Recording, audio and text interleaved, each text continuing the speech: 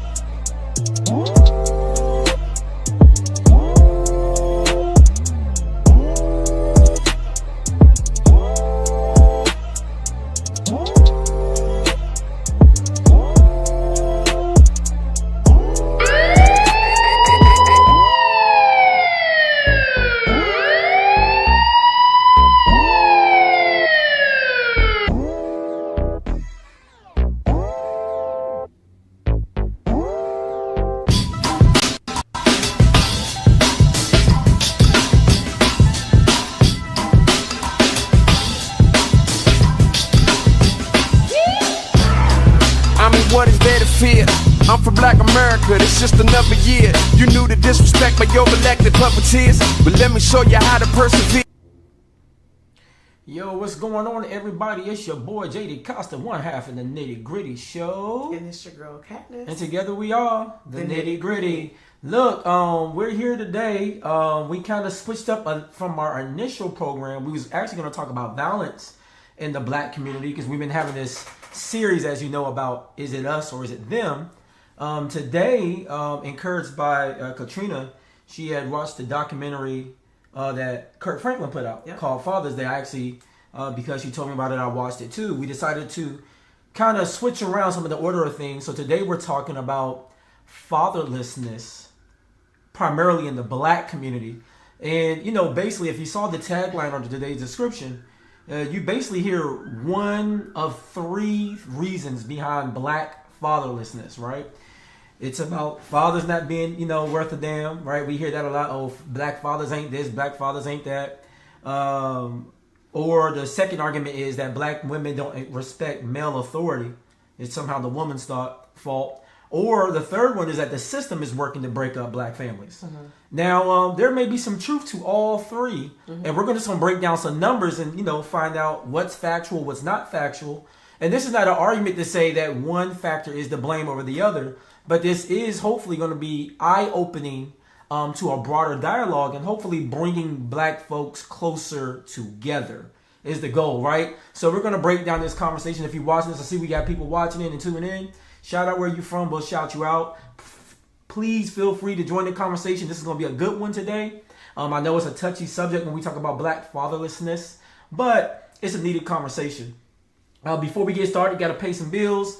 Let us shout out our business sponsor right now for this conversation. Is it us versus them? Oh, I got my man Brent shouting out from Columbia, Maryland in the building. Mm-hmm. Let's go. Drop a bomb for you. Yeah, this is going to be good.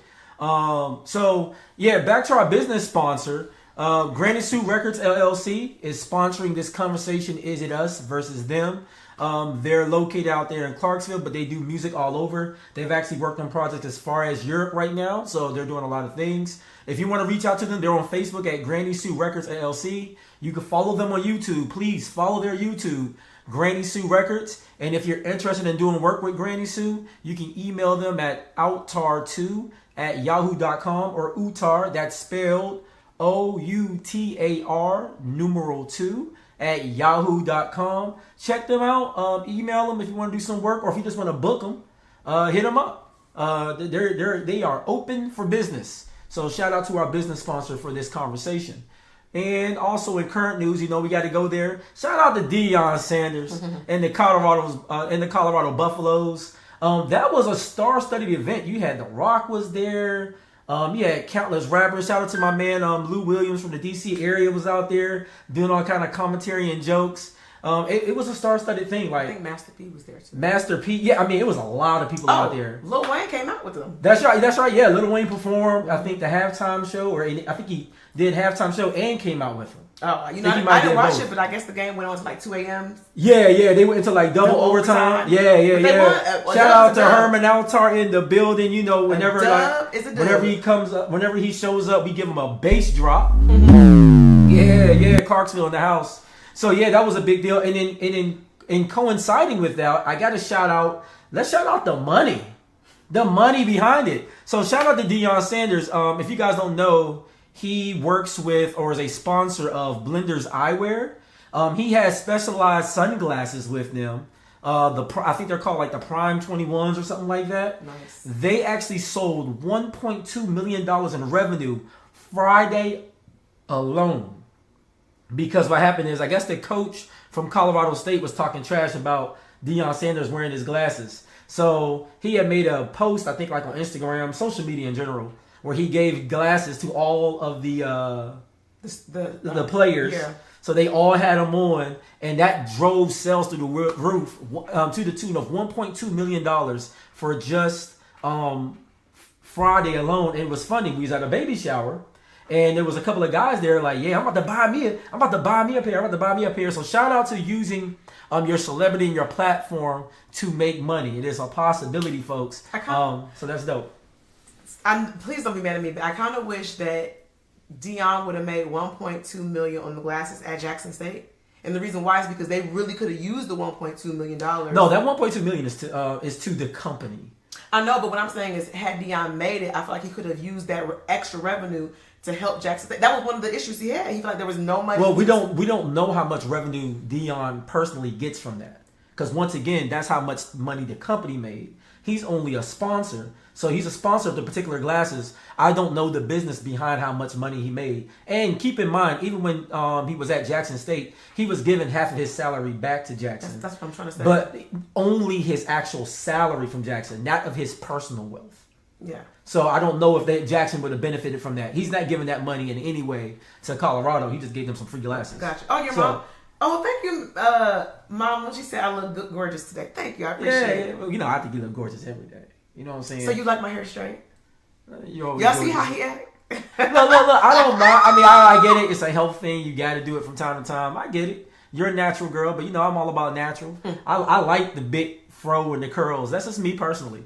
Also, since we're talking football, let's talk about some NFL scores, and then we're gonna get down to the nitty gritty, y'all. Okay. So gotta shout out the Eagles. Shout out to my brother Nate. His birthday was yesterday. 36 years old. His team beat the Vikings. Shout out to my other brother Richard. Their birthdays yesterday. They're twins. 36 years old, but his team, the Ravens, beat the Bengals.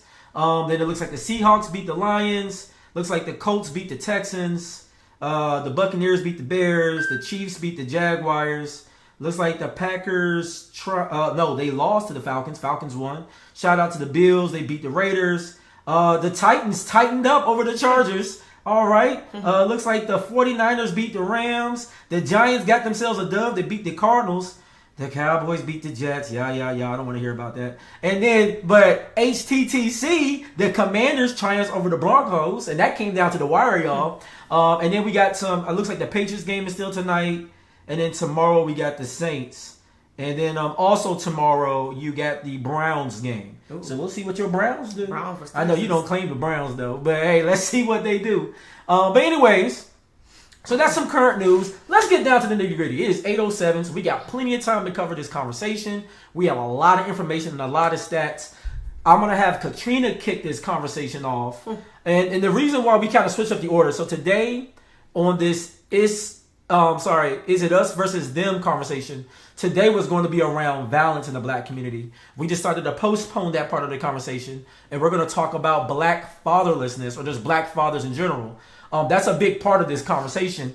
And as I said before, there are 3 parts in this conversation to explore. There's the fault of the father, there's the fault of the mothers, right? And then there's the fault of, is the system the primary reason why black families are going through this, right? And I've seen countless debates online, whether it came from Kevin Samuels, Fresh and Fit, all these different podcasts talking about black men and black women not getting along. And some of them are like, like the Dr. Umar Johnsons, they're attacking our young boys very early. There's a lot of different conversations and approaches to this. So we're going to kind of examine all 3, if you will, via facts and statistics. Y'all know how we do at the Nitty Gritty Show. And then we're just going to have some dialogue, so feel free to join in, give your thoughts and opinions as we go on. The reason why we went out of order, and Katrina's going to kick this part off, She had watched, was that yesterday or today? It was yesterday that you watched the Kirk Franklin thing. He's got a new album coming out October 6th, and he did a video that kind of promoted, but then because he found out recently, like, was it last year, did he say? Yeah, I think it was earlier 2023, but in preparing for it, he had a videographer, found out some information in the process. So anyways, Katrina, just kind of break down to the folks, if you could do it like within 5 minutes or so. Yeah.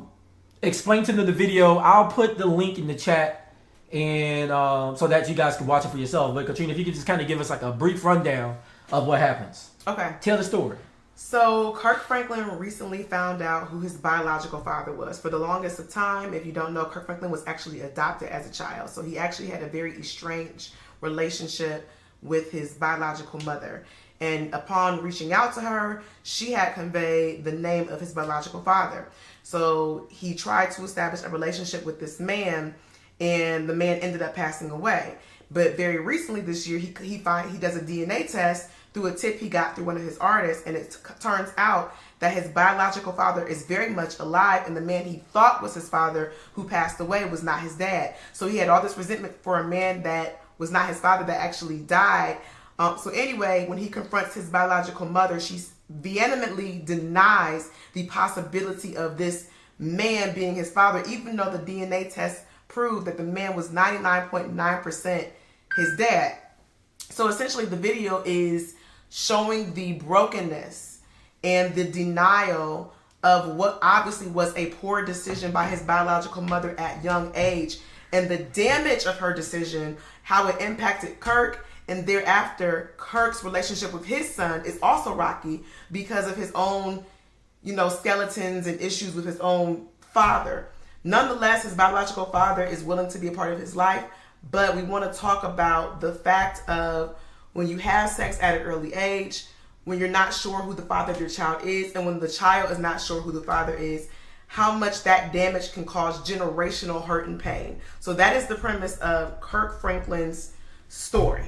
And because of it, there has been an outpouring reaction from the Black community where many men and women are saying, wow, I recently found my biological father, or I too was lied to about who my dad was, or just whatever the case may be. Because, baby boomers and beyond, they love secrets. So 23andMe, Ancestry, African Ancestry. Yeah, DNA testing. They don't believe in that because it then reveals that their secrets are no longer secrets. Yeah, so I'll let you take it from here. A lot of those memas, nanas, and grandmamas don't want you talking about these tests. It scares the heck out of them, right?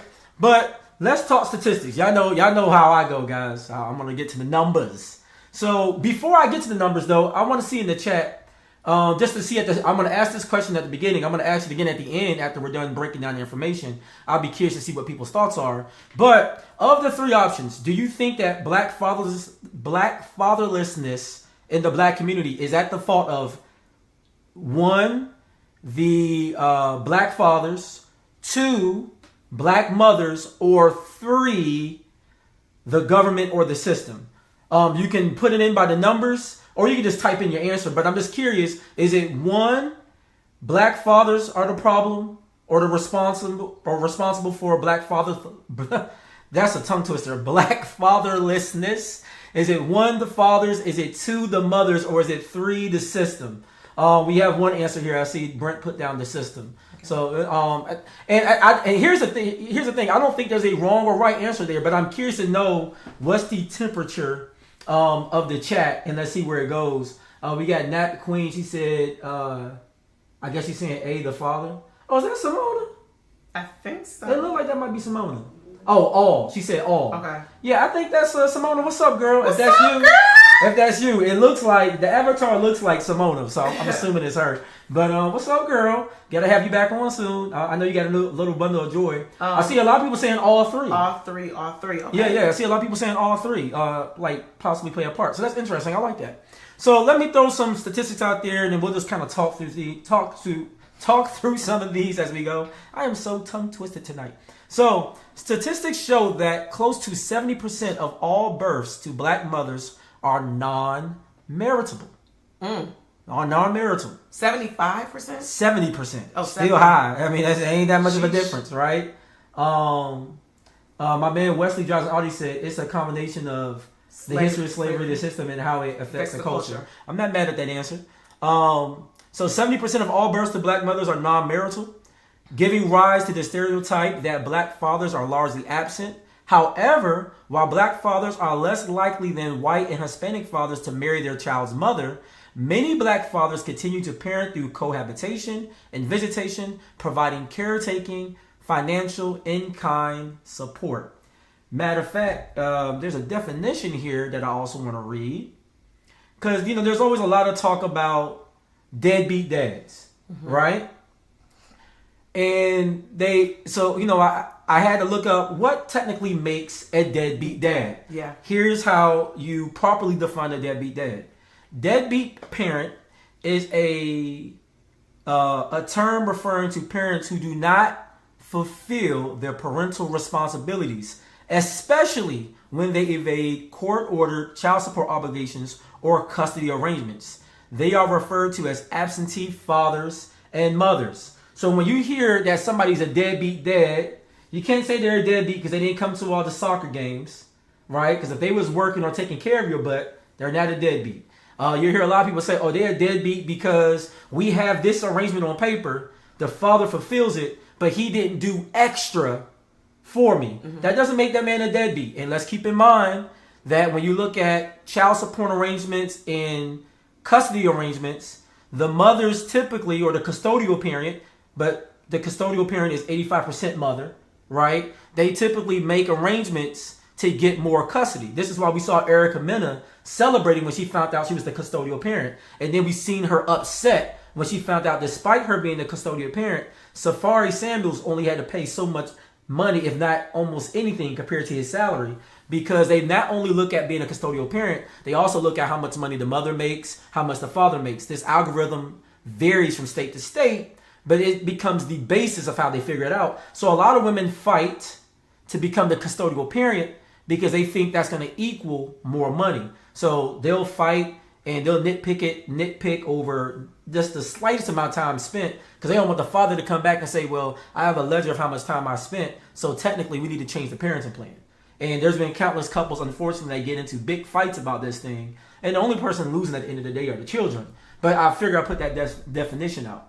And you had read that stat too, didn't you? About the definition of deadbeat dad. Yeah, because meaning if the father is paying his financial obligation, according to Google, that man is not a deadbeat. That means if the father... But even with Google, that was based off a legal page. Yes, that means that if the father spends bare minimum time with the kids, and we know that kids need time, right? We're not going to discount that. But as long as the father is paying, meaning they have defined the father's, the term a man should protect and provide, the way the government looks at it, if the father is financially providing for the kids, he's not a deadbeat. Yep. So... then there's a stereotype that black fathers are not in a home. So like this kind of attacks the idea of, is the father the problem? Well, according to the Center for Disease Control and Prevention, black fathers are more likely to be involved in their children's lives than their counterparts. There's actually a graph here when we that I pulled showing this time spent, and I thought it was very interesting. And I'm just going to share with you guys some of the findings. So when they looked at black fathers and how much time they spend with their kids, black fathers over white fathers will spend about almost 80%. 80% of the surveyed fathers said they fed or ate meals with their children, compared to about closer to like maybe 73% of white fathers. So the number wasn't far, but black fathers still did more of that. When it came to what percentage of black fathers bathed or diapered or dressed their children, it was actually so that a little over 70% of black fathers admitted to or responded to being a part of those activities, where under 60% of white fathers did that. Now, when it came to playing with children, it actually showed that white fathers a few percent higher, like 83%, to like a black father's 81%, attested to actually playing with their children. And when it came to reading to their children, it showed that around 35% of black fathers say they read to the children versus only about 30% of white fathers. So when we see this involvement, and in multiple surveys done, we see that black fathers tend to be more engaged with their children than other races. And since we're typically compared to white men, most of the studies show the comparison between black men versus white men. But shockingly, a lot of surveys show that Asian men did not log a lot of time spent with their children, even though Asian men have some of the best success rates as far as the outcome of their children. But we also know that Asian women make more money, and Asian men also have a higher marriage rate than fathers. And I'm going to guess, black fathers. Yeah, I'm going to guess that in Asian communities, it's likely that marriage is a value, right? Like it's a part of their value system. I feel like in an Asian community, and we watch shows on Netflix when people have kids out of wedlock, it's considered disgraceful. And in their community, loyalty, honor, like these values are very important for them. You don't want to disgrace your parents. You know what I mean? With us, like Juan said, most of our children are coming outside of marriage. Yeah. So when that happens, there's really no true obligation. And what I really want to talk about tonight is the fact of just because you have a failed relationship with the father does not give you the right to decide what relationship the kids have with the father. But what happens is, as a woman, you're getting so emotionally attached to this man because you've given your body. When people are having sex, it's not for recreational sport, okay? Sex is the sole purpose of sex is for procreation. Yes, it's between two people who are consenting, but the true action of sex is for procreation. So when you decide to engage in that, there is a high probability and likelihood that a child may come. And in the event that the child comes and that man who you're having sex with says, I don't want the child, that mother is then faced with a choice, is she not? Yeah. And it's funny when they look at the opportunity of absent fathers, right? And this is just like some stats for some of the women out there, because especially when they say like, well, we think the fathers are the problem. Well, now these stats are going to make you examine the kind of men that women are choosing to have children by. Okay. So one post by the New York Times said that they in a study that was done found that there are 100 black men not in jail or in prison for every there are 100 black women not in jail or in prison for every 83 non-incarcerated black men, right? So mass incarceration has actually drained 1.5 million black men from the dating pool, many of whom are young and of marrying age from their communities, making it more difficult for black women to find committed partners of the same race and status. All right. Oh, what's up, man? We got Chris up in the building. You know we love the McKinneys. I'm happy you guys are part of the conversation. I know you're going to enjoy it. Me and Chris, we've had many conversations about this subject before. And then also some commons about absentee fathers. Across America, data indicates there are, and this is as of 2022, the data indicates there are about approximately 18.3 million children who live without a father in a home, comprising about 1 in 4 U.S. children. About 80% of single-parent households are led by mothers. Let's see, an estimated 24.7 million children, 33% live absent of their biological father. Other studies show that students in grades 1 through 12, 39%, that's about 17.7 million children, live in homes absent their biological fathers. And that was a study done by the U.S. Department of Education and National Center of Education Statistics. Wow, so 57.6% black children. Oh, yeah. So, yeah, 57.6% of black children, 31.2% of Hispanic children, and 20.7% of white children are living absent of their biological fathers. So that means more than half of the black community don't even live with their biological dad. Yep. And according to the National Center for Fathering, 72% of the U.S. population, fatherlessness is the most significant family or social problem facing America. So the question that we have for those of you who are just joining the conversation is that when we're talking about fatherlessness in the Black community, is it the fault of fathers? Is it the fault of mothers, or is it the fault of the system?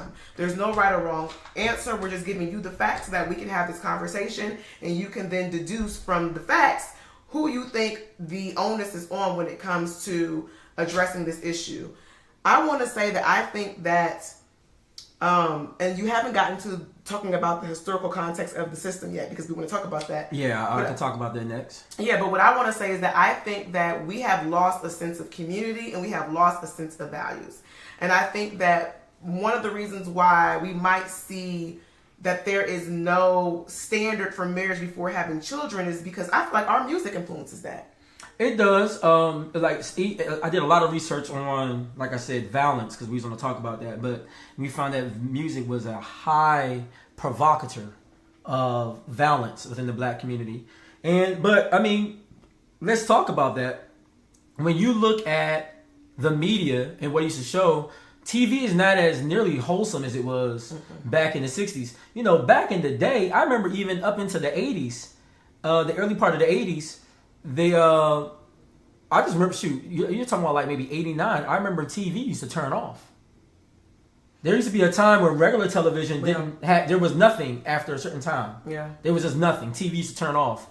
And if you go back into the 60s, you'll see those old TV shows. They don't even show the mother and the father sleeping in the same bed. These days, you can't watch a show for 5 minutes before somebody's hunching and humping and bumping and doing all kind of things, right? And a lot of our Black shows show these dynamics where we don't have a two-parent household. I think the last show to do that, and that's because it was mimicking the Cosby Show, in a lot of ways was Blackish. Right, and I also think too that you rear these children and bring them up without love, right? And so these children are in homes of survival, men and women, and so naturally as they grow up, they're looking for love in the wrong places. And for them, they are attributing sex to love, and they're having children without a plan. They're having children without a plan. So you're having these kids as a oops, it was a mistake, and now you're left with a life decision and you don't know what to do. And the reality is, as a Black community, we can no longer afford to have children without a plan. Raising children, you gotta be intentional. It's a community. You have to be intentional. So if you are a person that came from a broken family, you should decide for yourself, I don't want that for myself.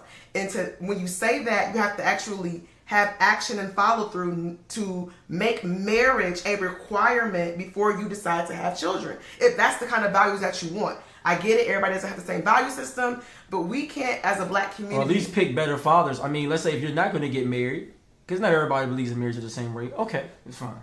But, you know, you shouldn't you shouldn't have just anybody's baby. Because, you know, you should be very careful about actually who you're sleeping with. But then, you know, if you're going to make the decision to have that person's child, you can't be upset when the father hasn't met up to what they're supposed to be. And actually, real quick before we get into some systematic things, hold on one second. Okay. When they look at deadbeats, right? Actually, like the people who actually don't take care of their children, we actually find that I don't see the stat here, but I know it. I already know it by heart. It's that majority of deadbeat dads are unemployed or are either high school dropouts or don't have a college degree. Or never attended college. So it's leaving the mom to be the sole breadwinner to raise the child. Yeah, and you'll see these situations where these women, you know, they see the fly dude in the club. He's borrowing his best friend's watch. He's wearing his other friend's tennis shoes, and he's driving his roommate's car to impress a woman to make them think that he's more successful or financially stable than what he is. Because we know that, you know, for a lot of guys, acting as if you have more is the easiest way to get, you know, a girl's attention. Okay, that's fine, you do it.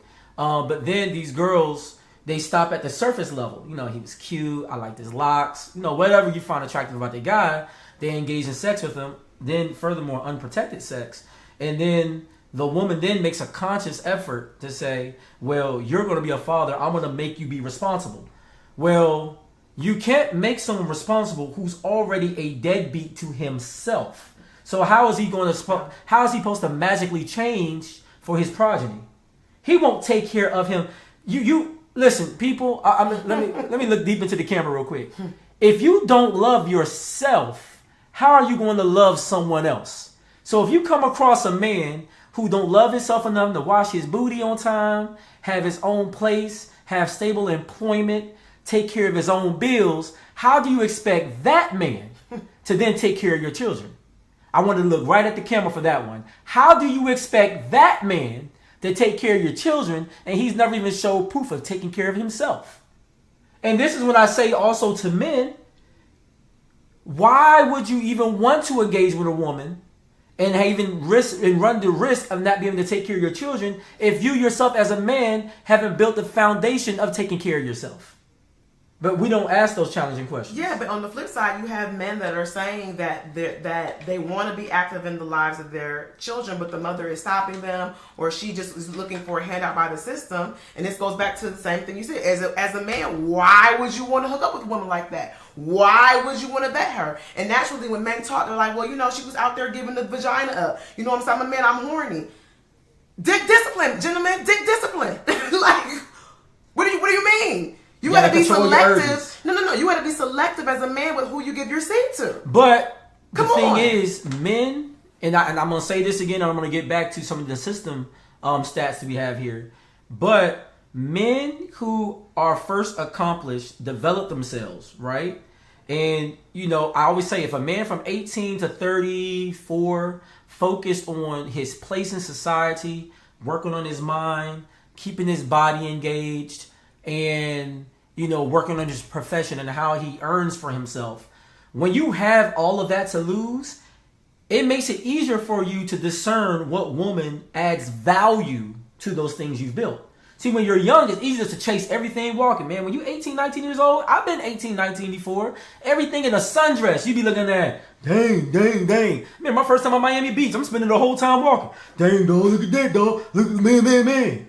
Now that I'm a grown man, you know what I'm saying? I'm not easily impressed by that. Because I'm thinking now about, well, who's going to add value to my life and who Juan DaCosta is now? You get what I'm saying? That person is you, of course. Right? But you have to, when you start finding value in who helps the mission of who you are, it's easier for you to qualify who I would then lay down with. Okay. Right? Because you have something to lose. Exactly. But when you have nothing to lose and everything is just a dream and a vision, you take more risk. This is why young men and women will take more risks with their lives. We see countless videos posted on TikTok and stuff like that every day with young people doing dumb stuff because they don't realize what they have to lose. If you're a millionaire, if you have a career, if you have someone else to look out for, you're not doing these dumb games out here in the streets because you're like, you know what? Like when you get older and you get a little bit more mature, there's things like driving fast. I won't do it. I can't get in a car accident. I got too much to live for. I got 3 kids. I got a wife. She wants 2 more out of me. I got too much to live for. I can't just die in an accident because I want to drive fast. Violence. Shoot, back in the day, people would tell you I used to fight at the drop of a hat. I'm walking away from a lot of fights these days because I can't afford to get locked up. I like my little job I got. I ain't trying to lose that. Hey, it might be a little bit of money to some, but the little bit I got, I enjoy it. And I can't risk to lose it. Yeah, and I want to make a comment because I don't want anybody watching this thinking, oh, well, I have to make marriage a requirement. You don't. It has to be your value system. But from one woman to other woman, I would say read Simona's comment when you're done too. So women are saying still men and women need to be taught young who is eligible to co-parent with. Love that, Simona, because I was going to say what I want women to understand is that you need to be very selective about the men that you want to be, fathers to your kid, right? At the end of the day, we know that women have to carry this child. And 9 times out of 10, for the first 5 years, you're the one doing the majority of the responsibility because you gotta, feed the kid, wash the kid, and all that stuff. So why would you want to freely have a man's child and hold your life hostage? Don't do that to yourself. You have dreams too. Don't just let these men go be scot-free. You need to make these men, you need to set a requirement for yourself so that these men know what time it is. And if they can't get on program, that ain't the man for you, sweetheart. And then also, when we're talking about marriage, it's also about marrying the right kind of person, right? Because, for instance, right here, with the increasing number of premarital births and a continuing high divorce rate, the proportion of children living with just one parent rose from 9.1% in 1960s to 20.7% in 2020. In 2012. Currently, 55.1% of all black children, 31% of all Hispanic children, and 20.7% of all white children are living in single-parent homes. Now, a lot of people talk about the system. A lot of people have mentioned the system throughout this conversation. So let's talk a little bit about the system. The Black American family provides a stark example. From 1890 to 1950, black women had a higher marriage rate than white women. I believe it. I believe From it. 1890, and that you're talking about you're talking about 1890 to 1950. That's so you're talking about Reconstruction in Jim Crow South. Black women had a higher marriage rate than that of white women, right? You're talking about at the time when we were building communities. They also were getting destroyed in the early 1900s. But at the same time, this is when black people were probably at their most prideful, was coming out of slavery into the Reconstruction era, right? And it showed in a rate of a lot of things. Even the black dollar circulated much higher back then because we had all black towns and all black communities. And in 1950, just 9% of black children lived without their father, right? By 1960, the black marriage rate had declined but remained close to the white marriage rate. In other words, despite open racism and widespread poverty, strong black families used to be the norm. But in the mid-1980s, black fatherlessness skyrocketed. Today, only 44% of black children have a father in the home. In unison, the rate of black out of wedlock births went from 24.5% to in 1964 to 70.7% by 1994, roughly where it still stands today. Right? One contributor to the family breakdown, which soon spread to poor and working class white families, may have been the welfare expansion. Cash welfare in meager form existed in 1935, and some welfare expansion took place during the Kennedy administration.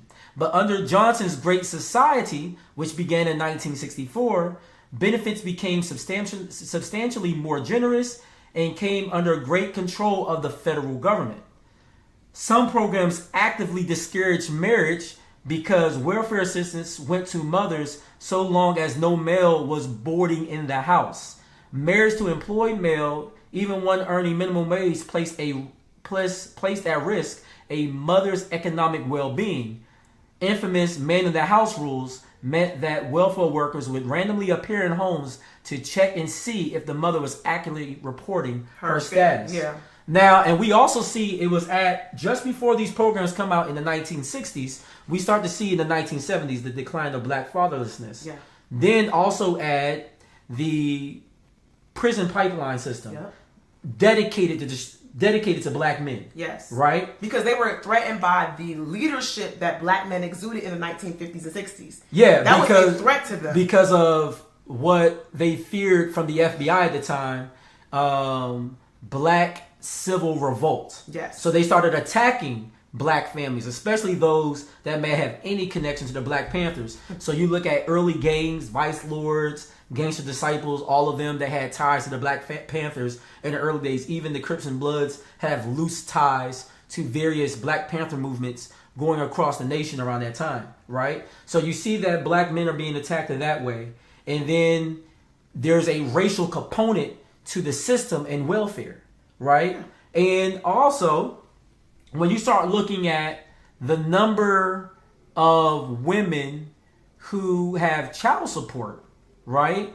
You see that an overwhelming number of white women actually get child support orders adjusted for them, right? Mm-hmm. But what they're not accounting for, as the survey then further explains, is that black women, while they receive less child support, black women are also more prone to have babies by men who are deadbeats to themselves, meaning men who are unemployed or men who lack education. Yeah, they're not going anywhere in life. Yeah, so when we choose to let our young women sleep with these kind of guys, these are the results that they get us. And it's funny, like when you look at from the 1960s, just the U.S. as a whole, 8% of children were living with a mother-only situation. Then in 2012, that skyrocketed up to 24.4%. So it's interesting. While this is a black conversation, it still affects white people. But I think, is it possible that when you talk about how the number went up, is it possible that back in the 1960s, women were able to work? Thus, women were dependent on being with the man to survive. Now you got more modern women because women are able to work. So in their mind, I'm bringing home a check. I don't necessarily need a man to be in the home. Yeah, well, the issue with that is, though, the numbers still don't support it, because when you look at income, right, the average individual, the median independent earner, right, or solo earner in America, meaning you're an adult over the age of 18, you make money. That median number is 35,000. We know that the household income rate at the median in America is 85,000, right? And so automatically, it doesn't take a whole lot of genius to do the math and say, oh, wow, if I look at the median earning for a single person then versus household income, obviously the number is going up. And probably a huge contributor to that is if you're married. You automatically see, like, well, how are you getting double that number? Well, that's easy. Obviously, different places people make more money, like New York, D.C., L.A. But at the same time, the easiest way to add value to your household is marriage. Or co-parenting situation. Maybe not everybody's married, but you're living in the same household and both of you are making $30,000, $35,000, $40,000. Now you just increased your household income to that number to up to $80,000. So Simona said, and stop letting people make them feel bad for being a gold digger. Black women have to continue to shamelessly raise our standards. So I want to address that in a second. What I want to say about that comment for anybody who's watching, what inspired our conversation today was because of the Kirk Franklin story. And the reason why I'm bringing that up is because Kirk Franklin's mother vehemently lied about who his biological father was because she felt shame. And I know women who will lie and say that a certain man is the father of the child because that other man may make more money. Mm-hmm. If I'm sleeping with multiple men, and I know that let's just use David is making the most money, I'm going to lie and tell David you're the father. David has sex with me, so he probably thinking, dang, I probably am. He's not going to ask me to get a paternity test. I can get more child support from David because out of all the men I slept with, he's the one who's the highest earner. What I think needs to happen is there should be a national law made where upon birth, who cares if you're married, every child should get a paternity test. Period, point in the blank. What was the stat you were going to tell the people about in the event if you as a woman lie about the paternity of a child, what can happen? Oh, yeah. So they're trying to pass laws in multiple states now that you would either owe back child support or you could get equivalent years for the amount of time that you lied. I think in some states they're looking at 10 to 15 years in jail for lying about the paternity of your child. So the system is now creating laws to hurt those people. So, and listen, it's not saying that all single mothers are like, trying to live off the system, but what we are addressing that percent that does, right? Because when you look at single motherhood, the financial aspect is a huge contributor. Typically, it more so exists in lower income families. Yes. Right? And seeping its way into middle class families. So we can't ignore the social economics of it all, right? So when you think about who are going to be hurt more by these laws, well, obviously it's going to be by women of less economic ability. Period. That's who those laws are going to hurt. So you're going to start seeing black women get arrested and go to jail and spend, because it's going to be more so than black or white. But out of the way, there are going to be low income women that are going to end up going to jail for this. So we want to hear from you guys. So the questions that, again, what can we do? Let's talk about solutioning. What can we do to address fatherlessness in the home? Because we know that it has a large adverse effect on our children and their development and their preparation to be good stewards in the community, to be good fathers, future mothers in the future. I personally don't want to see so many black women doing it all by themselves. Well, and this is I want to see that. And this is why we don't need to see black women especially not do it by themselves. Here's the stats. Kids with fathers in the home are 2 times more likely to go to college. Whether there's a mother there or not, if the father is there, they're 2 times more likely to go to college. They're 80% more likely, less likely to spend time in jail. They are 75% less likely to experience teen pregnancy. This right here ends the cycle of fatherlessness. Think about it. If they're 2 times more likely to go to college, we already know that deadbeat dads are typically guys who don't go to college. Yeah. So if they're 2 times more likely to go to college, therefore you're killing the cyclical nature of creating more fatherlessness. Also, if they don't go to jail, they're more than likely to be better fathers. So once again, more reason to keep the dad in, because you're busting down the cycle. And then teen pregnancy typically leads to deadbeat dads or single motherhood. So if you can keep your teenagers from getting pregnant, i.e. a cheat code to this is having a father in a home, once again, you're ending the cycle of fatherlessness. But just to make sure some of this stuff hits home, when fathers are absent, there's 71%,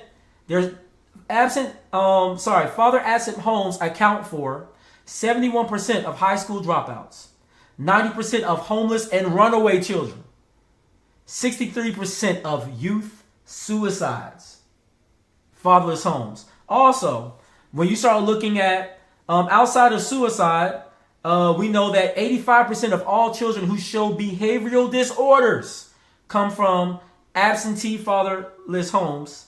80% of rapists with anger problems come from homes without fathers. When we look at adolescent patients in chemical abuse centers, once again, absentee fatherless homes, right? Youths in prison, and then once again, they brought up youth suicides again. So if you want to give your child the best option possible, you have to keep fathers in the home. And I'll be honest with you guys, in a lot of ways, the solution is all 3 play a factor, basically. I think so.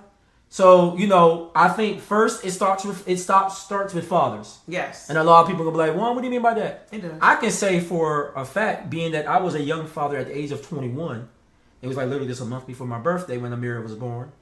I wasn't ready to be a father yet. I had no business creating a child, right? Now, try to make up for it, get married, do all the right things, still end up being divorced. So those was 2 children I was estranged from. Now, I wasn't no deadbeat because I paid my child support. I got the receipts. I wish somebody would call me a deadbeat. I got the amount of, I literally have paid over $500,000 in child support since I started paying child support at the age of 27, right? So definitely not a deadbeat.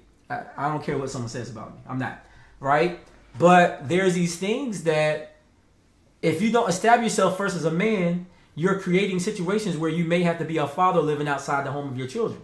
So it starts with fathers. Second is the mother, because let's say, even if a man is not established, the first form of protection is a father or the males, not creating these situations. The second step is the mothers. If you know the dude ain't no good, not ready, ill-prepared, whatever the situation is, why have this person's child? Why try to force him into fatherhood? I've seen so many reality shows, Instagram posts, personal conversations where girls say, I'm going to make him be responsible. And a lot of it, let's be honest, these conversations, it's rooted in the girl has an emotional attachment. You talked about this earlier in the show. They have an emotional attachment to the man, and because they can't let the man go, this knucklehead, knock-knee Negro, you're going to be like, well, I'm going to force him to be with me. He's going to take care of his child. He don't take care of himself, ladies. He's not going to take care of the child, more than likely. And I know oftentimes we want to... He's going to resent the child and the mother because he feels like his life is now altered. And what happens so often in our communities, we want to talk about anecdotal or minority situations where, well, no, I have an aunt, they went through that and he stepped up. My uncle stepped up when he had that baby. Or you heard somebody says, oh no, my cousin so-and-so, he went through that and that wasn't him. Okay, he's the minority of situations, but we just went through all this data and statistics showing what happens with these ill-prepared fathers. So black people have to start being more strategic. Let's start rolling the dice in a way that says, this is what's going to give me the best probability. I get under the grace of God, I may not get what I deserve. But if you roll the strategic dice the right way, you can also get what you earn. And the difference between deserving and earning, we're going to talk about this again when we talk about black women and some other things. But the difference between deserving and earning is this. Deserving is you have a set of actions that you believe should result in either bad or good, right? Earning is saying you've established a contract that says you're going to do XYZ action and receive XYZ reward, like guaranteed. Right? So I can earn $50,000 a year so that way I can then buy the car I want. Or I can earn $1 million and then therefore I can then buy the trip I want. Because it's not that I deserve a vacation. I've earned a vacation because I made the money possible to earn it. I've paid off all of my base bills. I've taken care of myself. I've even invested some money. Now with that $3 I can use on me, I've earned the ability because I have some left over to get the Chanel bag, to buy the nicer car, to get the Jordans, to go on a vacation, right? But so often in the black community, we think we deserve a child. We think we deserve this. But it's like, have you earned a child? Because if you ever put the things in place to have insurance, to buy diapers, to have proper care of, to educate, to nurture, to love, and ensure there's a father in the home according to the stats, do you really deserve a child? And that's a harsh reality to look at. Or do you even deserve, empathy, sympathy? Because I feel like on both sides, both men and women, they always got excuses. Well, the white man trying to hold me down, the system trying to hold me down, but Ray, you got 3 kids out here, and you ain't taking care of none of them. Or these men ain't nothing. I be giving them chances. You got 4 or 5 kids by 4 or 5 baby daddies. Bottom line, your circumstances in life come down to your choices. I'm happy you brought up the amount of kids. So the stats show that the average man in America has about 2 children. Okay. Average man in America has about 2 children, and actually Hispanics actually have the highest number of children. They're coming at literally at 2.5. Okay. Statistically, talking about men from the ages of 18 to 40, Hispanic men have the highest number of children. That average number being 2.5. Black men 2.4. Then you see white men at 2.1, and then you see Asian men at the lowest at 2 children. But basically the number is 2. And because there's this thing that black men got all these kids by all these different women, but the numbers don't really add up to say black fathers are really just out there creating the most kids. And I want to encourage my sisters.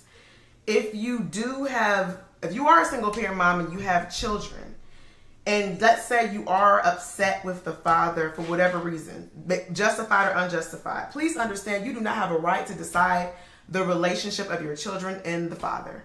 I know that's very hard to swallow, but if you have the inability to be unbiased and disrupting the relationship the father could establish with your children, go see a therapist. Oh, Gary made a good point. He was asking, are we talking about any father or birth?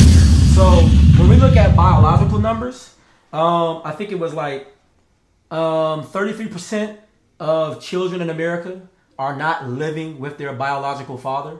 But then when you talk about this issue of fatherlessness, and I'm happy that Gary brought this up, they're looking at when homes have no father.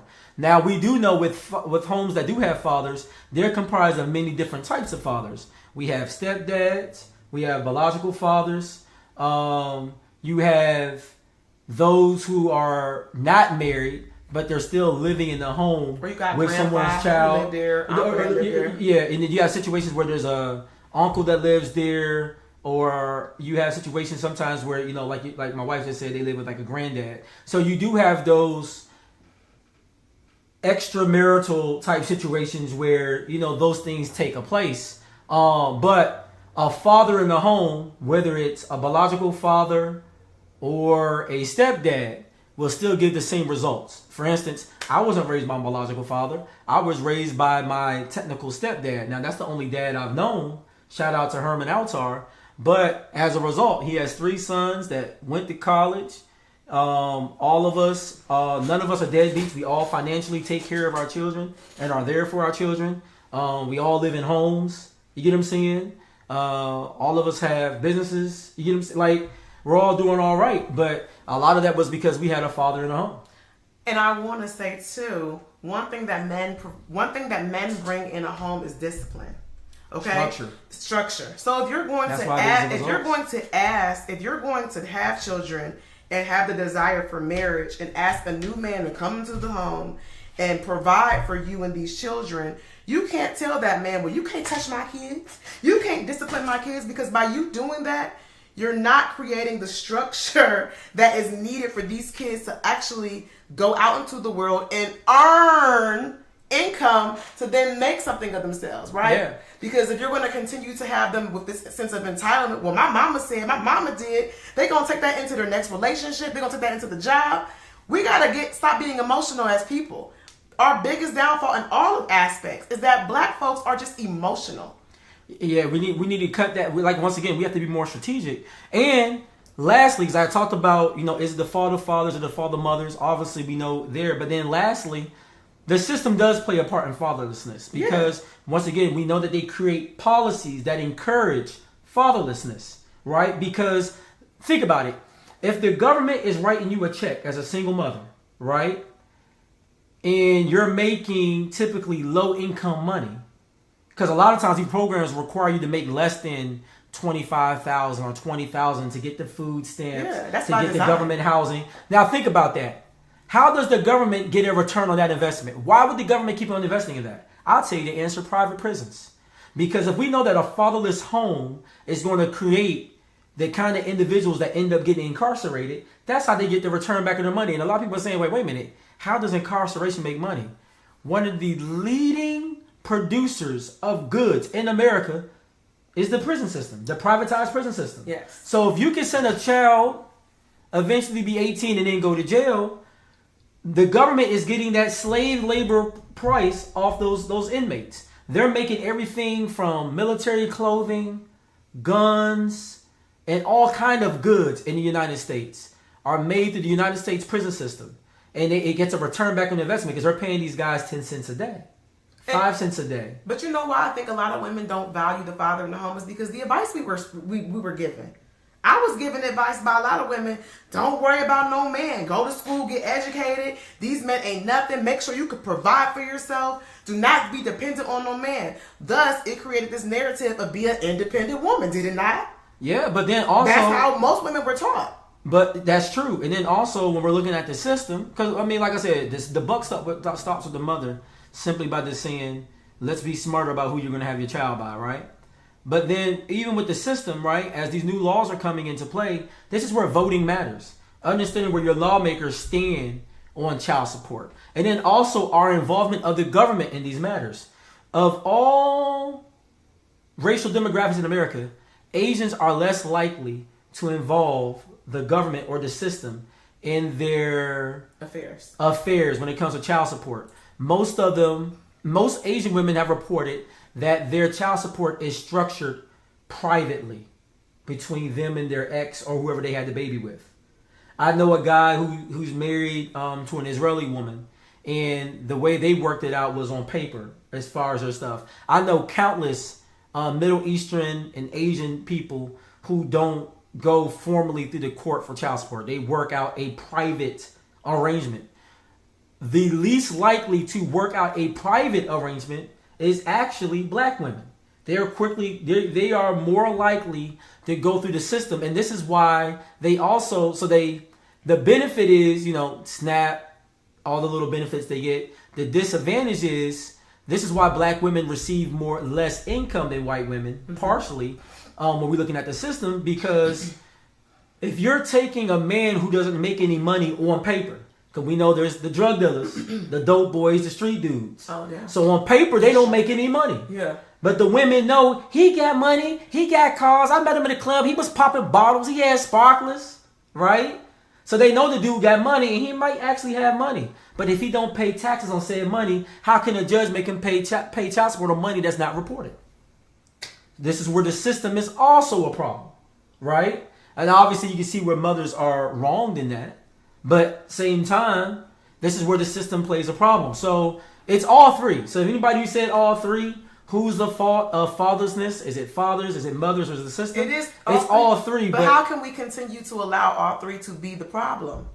At the end of the day, this comes down to choice. LeBron James was raised in a single parent mom, struggling. Nonetheless, that man made a decision to be he's with Savannah, the same mother that's been together since high school. Yeah, we just have to make the personal choice. And that's what we were hoping to bring out of this conversation, is that it's not about pointing the finger where, it's how do we stop the cyclical nature of it all. When it comes to men, get your stuff together before you start worried about Absolutely. having sex and where you drop your seed off. And be strategic about it. Get yourself a wife, a real partner in your vision, so that way you can have the most harmonious situation in raising those children. Women. So are you, wait, before you move on to women, are you saying that a man who is broke don't deserve sex? No, broke dudes don't deserve sex. Well, there you go. Y'all need to stay Drop a virgins. base for that. I'll drop a bomb. My husband said, if you broke, you don't deserve no coochie. Meaning, if you a woman, you shouldn't be giving no coochie to no broke man. Next. Now, women, be smart about who you lay down with, right? Try to find men you want to partner with in life. That's simple. Some of you may call that marriage. Some people might say, I want to find my life partner. I'm not going to debate on those terms, but start being smart about who you want to do life with.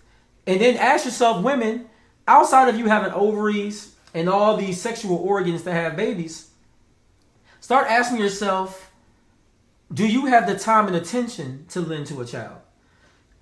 Because there are a lot of women that want children, but if you don't have time to really pour into that child and nurture them, and then support the right kind of father that would come to that child's life, then ask yourself, do I really need to be having this baby? Right? And then also, let's stop bringing the system into our business, and let's start voting within those systems. When you start looking at judges, that's why presidents matter, because they appoint our circuit judges. This is why voting for your local court judges are important, because they're going to make decisions on child support law in your county courts, right? So the system does matter, and you can change the system simply by voting and being engaged. Writing your judges.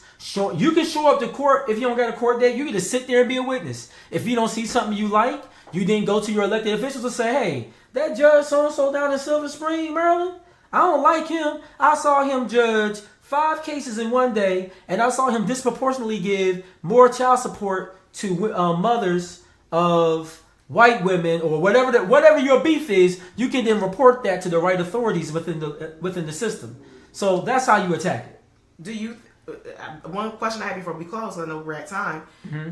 Understanding these factors, and this goes for the audience too. Do you think when white America says, well, I mean, black people are, we know this is not true, but they say, well, black people are poor, they keep having these kids out of wedlock, that's their fault. Is that wrong for them to say? I think after we've been talking about this for the last hour, obviously we know, I mean, they're not.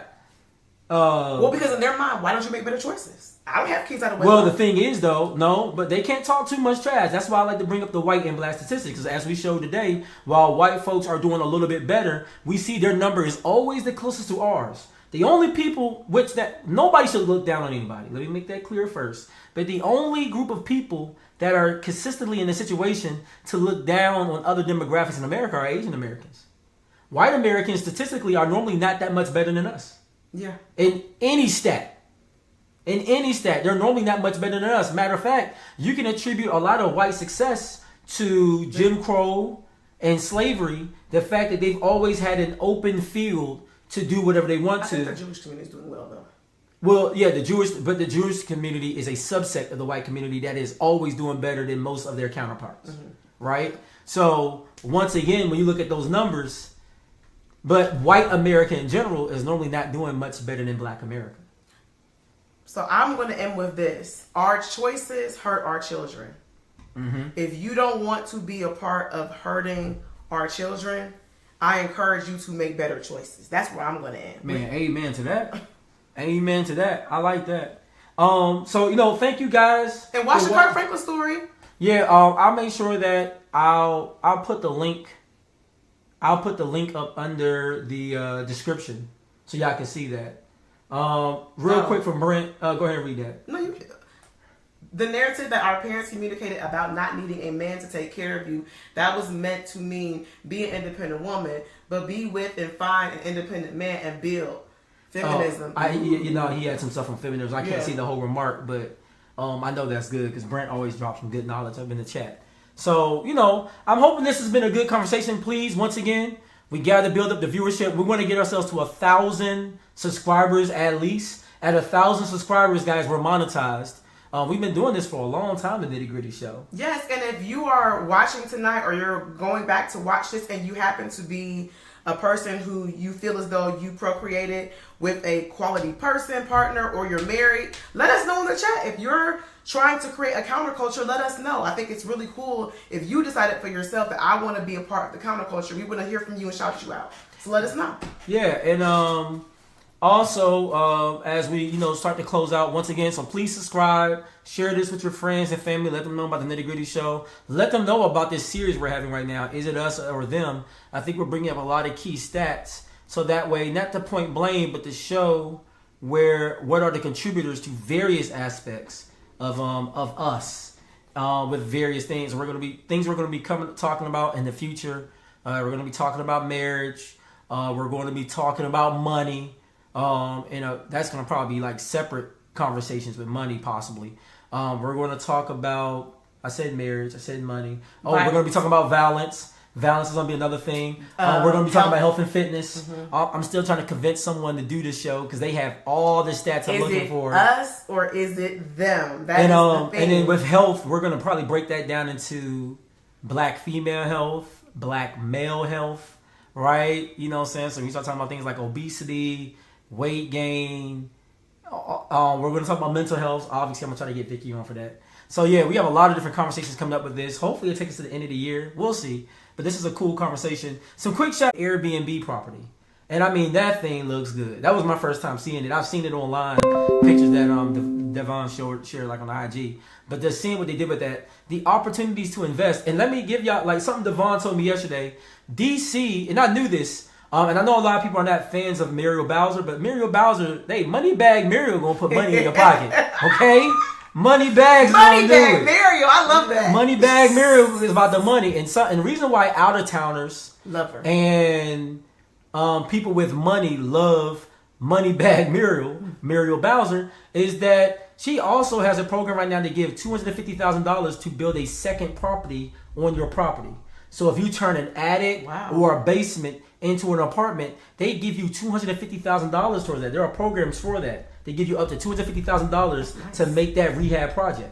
That's nice. Now I know the natives don't like her, but Muriel dropping money bags. You know what I'm saying? You can make money on the money bags. If you're a native and you have a home in your family that you own or you pass down to you, you can benefit from that.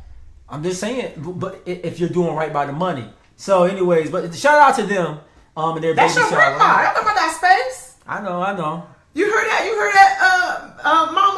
Mama Uta, you heard that? Your grandmother got space at her house. She don't own that house though, so actually my grandmother even don't own it no more, so you can't do nothing with that.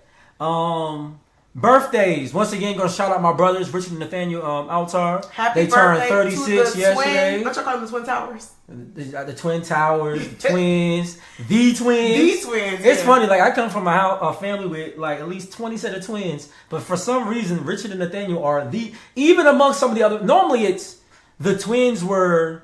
If you say the twins, they're normally referring to the twins that are directly like connected to them. So like when it was Grant and Gregory, like the Thompsons, they were normally referring to Grant and Greg, or if it was like Marvin and Martin, rest in peace Martin. But they would refer to like Marvin and Martin. But it seems like in our family now, no matter whether they're the Stricklands, whether it's the Thompsons, whoever, when they say the twins, it seems like typically they're talking about Richard and Nathaniel, the twins, Slick and Nate. You know what I'm saying? So shout out to my brothers. They had a huge party at I forgot the nightclub they was at last night, but I saw they was popping bottles. They turned it into a soiree, so shout out. Also shout out Marilyn Pierre. She was on the show. Her birthday was also yesterday. She was running for judge here in Montgomery County. She was on the show before her birthday just passed. So shout out to Marilyn Pierre. And y'all know we like to talk about love in the Nitty Gritty Show. Shout out to the Tobys. Yes. They just celebrated 7 years, good friends of ours. Shout out to Robert and Kristen Turner, 24 years of marriage. Shout out to Jason and Garrett's parents who were celebrating 40 years of marriage. 40 years of marriage, man. Shout out to that. Shout out to Herbert and Leslie Lorfels, 25 years. Both of them are officers in the military. I think they have like 12 kids, but they can afford it. And shout out to my parents who both came from broken homes, yet they made a decision to stay together, have kids. I want to give Mike and Jen a shout out for that. And shout out to your parents. I love the shout out, but I wasn't even done with my anniversary shout outs. But I love the shout out. And shout out to your parents too. All right. And then also lastly on wedding shout outs or anniversary shout outs, Will and Michelle Jawando, 17 years of marriage. That is as of September 2nd. Wow. And if you don't know Will and Michelle, Will and Michelle both have been on MSNBC multiple times. Good friends of ours. Will is currently running for U.S. Senate here in Maryland to represent the state of Maryland. So shout out to him on that. He's fighting the race. I like to see him make it all the way to the tizza. Shout out to Simona. Shout out to Gary Berry. Shout out to Brent. Shout out to your parents. Shout out to Lana and Chris. Who else did I miss in the chat? Shout out to there was somebody else. Wesley. Shout out to Wesley. Yeah, Wesley was in the chat earlier. Shout out to anybody who tuned in. We appreciate your support. Like, share, subscribe. Yeah. Oh, No Sympathy for Kings was watching tonight. No Sympathy. Oh yeah. What's up? Okay. Yeah. So yeah, man. Thank you guys for watching and tuning in. I hope y'all enjoyed. We're going to sign out. Don't forget to follow us. Please subscribe. Share our podcast with others so we can get 1,000 subscribers. We want to monetize, but you don't have to wait for us to be monetized if you support us. You can simply go right here. Let me get my finger right. Yeah, right there. That's our Cash App. Cash App is $1, $4, $3. So silly. Yeah, throw us a little bit of that bread and butter. You know what I'm saying? We take all donations. ATM, count it up. We'll take it. But anyways, it's your boy, Jay DaCosta. It's your girl, Katniss. Together we are the Nitty Gritty. We out, y'all. Thank you guys for watching. Peace.